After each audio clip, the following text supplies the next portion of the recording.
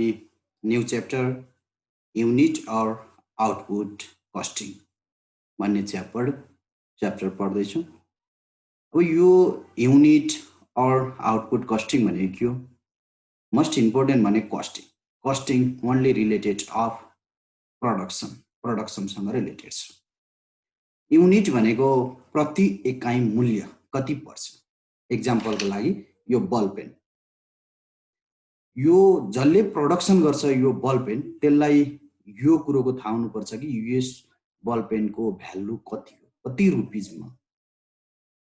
यदि यो कुरो थाहा भएन भने कुनै पनि फ्याक्ट्रीले प्रोडक्सन गरेको कुनै पनि सामानको पनि अर्थ रहन्छ।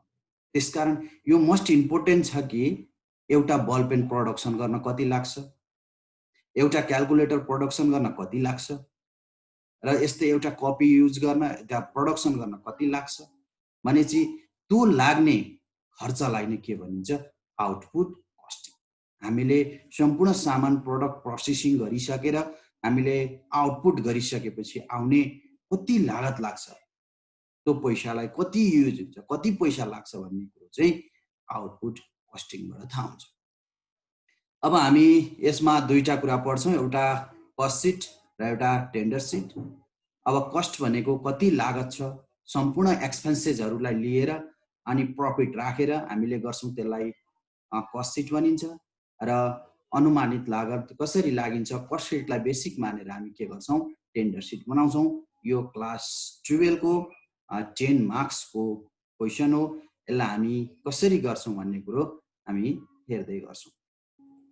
हामी अब प्राइम कस्ट फर्स्टमा जाउँ। प्राइम कस्टबाट हामीलाई प्राइम कस्ट दिएको छ।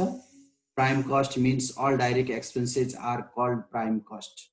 All direct expenses means direct material, direct labour, direct wages, direct expenses, all direct expenses are called prime cost. यो सबै डाइरेक्ट एक्सपेन्सेसहरू एड गर्दा के हुन्छ?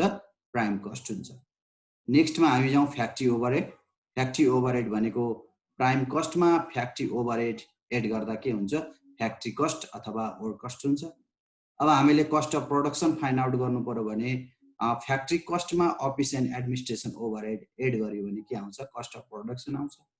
र अर्को 4 नम्बरमा टोटल कस्ट, कस्ट अफ प्रोडक्सनमा selling and distribution overhead add गर्यो भने के आउँछ? टोटल कस्ट आउँछ। र यो कस्ट सिटमा हामीले मोस्ट इम्पोर्टेन्ट बुझ्नुपर्ने भनेको डाइरेक्ट एक्सपेन्सेस र इन्डाइरेक्ट एक्सपेन्सेसहरू हुन्। डाइरेक्ट एक्सपेन्सेसहरू भनेको कुनै पनि प्रोडक्सन गर्दा लाग्ने डाइरेक्ट तरिकाले लाग्नेलाई डाइरेक्ट एक्सपेन्सेस भनिन्छ। जस्तो यो बल पेनमा लिड भयो, इङ्क भयो, यो माथिको कभर भयो, यी सबै के हुन्? डाइरेक्ट एक्सपेन्सेस हुन्। यसमा लागेको लेबर के हो? डाइरेक्ट एक्सपेन्सेस हो। तर एक्जाम्पल हामीलाई प्रोडक्सन गर्दाखेरि मेसिनमा लुब्रिकेन्ट हाल्नु पर्ला, ग्रिज हाल्नु पर्ला, त्यो ग्रिज पनि हाल्नुपर्छ र बल पेनमा भन्ने हुन्छ। तर हामीलाई प्रोडक्सन गर्दा विभिन्न कुरा गर्नुपर्ने भएकोले यस्ता नदेखिनेलाई चाहिँ के भनिन्छ? इन्डाइरेक्ट भनिन्छ। इन्डाइरेक्ट रिलेटेड फ्याक्ट्री र डाइरेक्ट रिलेटेड प्राइम कस्ट। अब टेन्डर सिटको हाम्रो एउटा स्पेसिमेन नमुना भनौँ। डाइरेक्ट मटेरियल कोही अमाउन्ट डिटेल्समा लेख्ने, डाइरेक्ट लेबर र वेजेस, डाइरेक्ट एक्सपेन्सेस, यो तीनटा एड गर्यो भने के आउँछ? प्राइम कस्ट आउँछ। प्राइम कस्टको भ्यालु यसमा राखिन्छ। त्यस पछाडि प्राइम कस्टमा फ्याक्ट्री ओभरहेड एड गरिन्छ र जति आउँछ त्यसलाई फ्याक्ट्री कस्ट अथवा वर्क कस्ट भनेर हामी अमाउन्ट कोलममा लेख्छौँ। अब फ्याक्ट्री कस्टमा पनि office and administration overhead add गर्छौँ। जति अमाउन्ट आउँछ त्यसलाई कस्ट अफ प्रोडक्सन भन्छौँ। र सेलिङ एन्ड डिस्ट्रिब्युसन ओभरहेड यदि हामी त्यहाँ छ भने त्यो पनि एड गर्छौँ, त्यसलाई टोटल कस्ट भनिन्छ। टोटल कस्टमा हामीले प्रफिट एड गरेर सेलिङ प्राइस हामी बेच्छौँ, सेलिङ गर्छौँ। र यसरी नै हामीले के गर्छौँ? यसलाई कस्ट सिट तयार गर्छौँ। अब हामी यो कसरी बनाउने भन्दा फर्स्टमा हामीलाई डाइरेक्ट मटेरियल दिएको छ भने त यो गरिरहनु पर्दैन, किनभने value of material of consume भनेर भनिरहेको छ। हामीले यहाँ के बुझ्नुपर्छ भने यहाँसम्मको लागि यो चाहिँ हामीले डाइरेक्ट मटेरियलहरू बनाएको हो। र हामीले के बुझ्नुपर्छ? Opening stock of raw material, add purchase of raw material, add carriage inward, carriage on purchase, freight inward, और कस्टम ड्युटी, र यसमा लेस गर्ने closing stock of raw material and purchase return. यदि क्वेसनले दिएको छ भने यति लेस गरेर आउनेलाई के भनिन्छ? भ्यालु अफ मटेरियल कन्ज्युम अथवा डाइरेक्ट मटेरियल भनिन्छ। डाइरेक्ट मटेरियलमा डाइरेक्ट लेबर, डाइरेक्ट वेजेस अथवा productive wages, direct expenses, chargeable expenses यिनीहरू एड गरौँ भने के आउँछ? प्राइम कस्ट आउँछ, जुन हामीले पहिले नै पढिसकेका छौँ। अब हामी नेक्स्टमा जाउँ फेरि प्राइम कस्ट। हामी प्राइम कस्टबाट के गर्छौँ? प्राइम कस्टसम्म पढ्यौँ। अब फ्याक्ट्री ओभरहेड, फ्याक्ट्री ओभरहेडमा all indirect expenses all indirect भनेको indirect material, indirect wages, indirect labour, indirect expenses, all indirect भनेर आयो भने related of factory. All factory related, factory insurance, factory lighting, factory heating, factory water, all factory related भनेर आयो भने related of factory overhead. Factory ओभरहेडमा राख्छौँ power and fuel, power र fuel फ्याक्ट्रीमा चाहिने भएकोले यो फ्याक्ट्री ओभरहेडमा राखियो। Oil, gas and water, heat, light, lubricant, depreciation on plant, plant र मसिनरी, प्लान्ट एन्ड मसिनरी चाहिँ रिलेटेड अफ फ्याक्ट्रीमा रिलेटेड भएकोले डिप्रिसिएसन अन प्लान्ट पनि related of factory. Repairs, plant and machinery, works manager salary, haulage भनेको carriage बोक्नेहरू हुन्।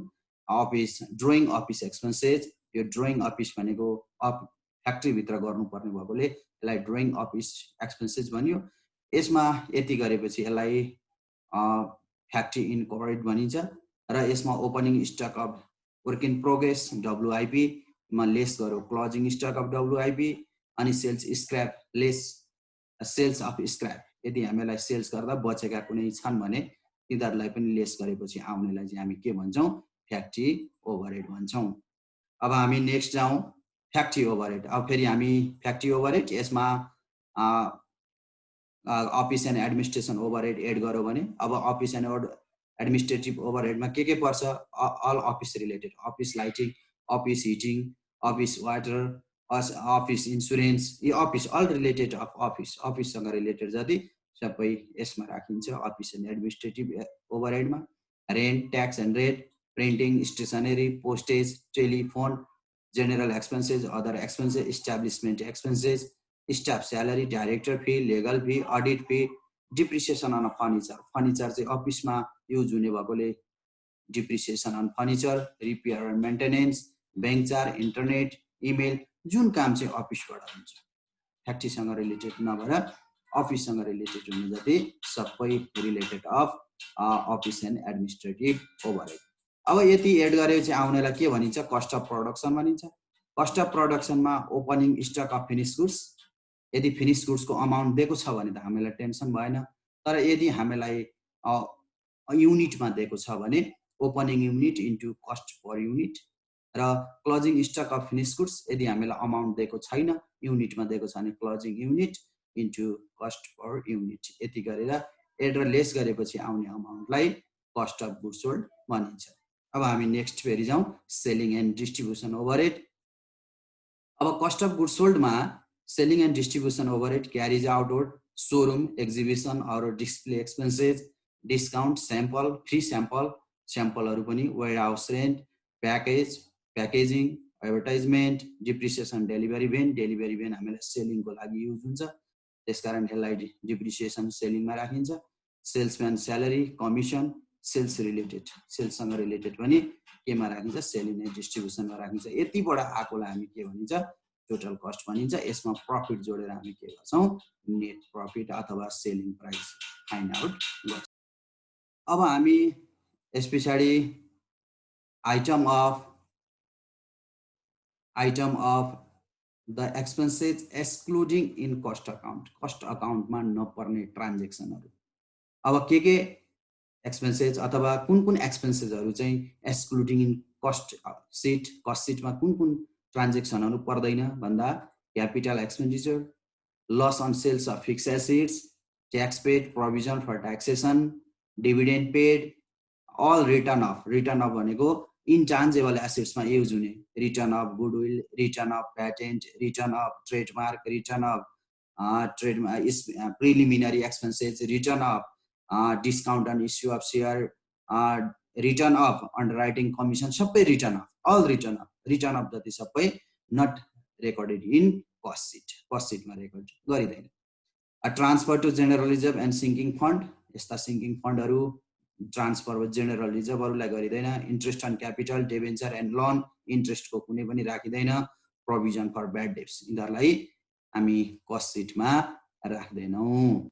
अब most इम्पोर्टेन्टतिर लागौँ हामी फर्मुला कस्ट सिटका फर्मुलाहरू। कस्ट सिट युज गर्दा हामीलाई गर्दै जाँदाखेरि काहीँ अमाउन्ट नभएको कन्डिसन आयो भने हामी के गर्छौँ, फर्मुला युज गरेर अमाउन्ट कन्भर्ट गर्छौँ। जस्तै cost per unit, most important cost per unit हामीलाई opening stock of finish goods र क्लोजिङ स्टक अफ फिनिस गुड्सको लागि चाहिन्छ। यदि युनिटमा दिएको छ भने त्यो दियो भने हामी cost per unit find out गर्न cost of production divided production unit जति अमाउन्ट आउँछ त्यो चाहिँ के हुन्छ, कस्ट पर युनिट हुन्छ र युनिटले कस्ट पर युनिट मल्टिप्लाई गरेपछि के आउँछ, opening stock of finish goods र closing stock of finish goods आउँछ। Number 2 determine the value of sales unit. अब सेल्स युनिट यदि क्वेसनले दिएको छैन भने हामी कसरी फाइन्ड आउट गर्ने भन्दा sales unit is equal to opening stock of finish goods, यो FG means finish goods, production unit minus closing stock of finish goods, यसरी पनि हामी निकाल्न सक्छौँ।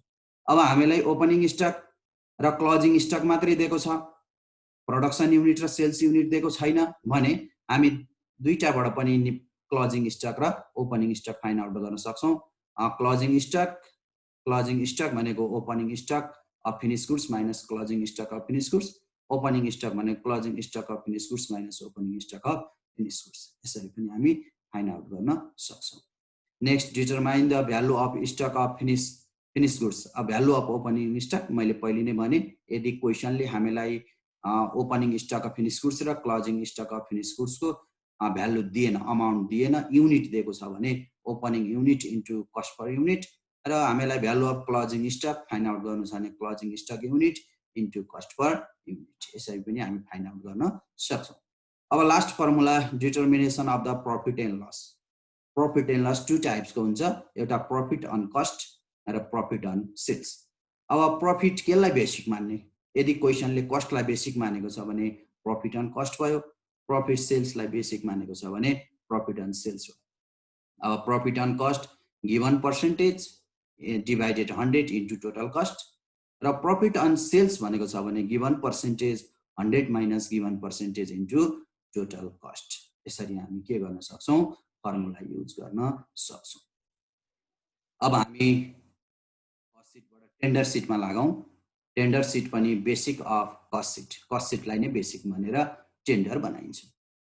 टेन्डर भनेको अनुमानित लागत हो, कति पैसा लाग्छ पहिले नै अनुमान गर्न सकिन्छ। अब यसलाई चाहिँ यहाँ हामीलाई गिवन क्वेसनले दिएको हुन्छ factory overhead, factory overhead on direct wages. Factory overhead prime कस्टसँग पनि रिलेटेड हुन सक्छ, डाइरेक्ट वेजेससँग पनि रिलेटेड हुन सक्छ, अरू चाहिँ रिलेटेड हुँदैनन्। र यो फ्याक्ट्री ओभरहेड चाहिँ कि डाइरेक्ट वेजेससँग कि प्राइम कस्टसँग। अब factory overhead divided direct wages into 100, यदि हामीलाई factory overhead on prime cost related on the basis of prime cost भनौँ भने यो डाइरेक्ट वेजेसको ठाउँमा प्राइम कस्ट राख्नुपर्छ।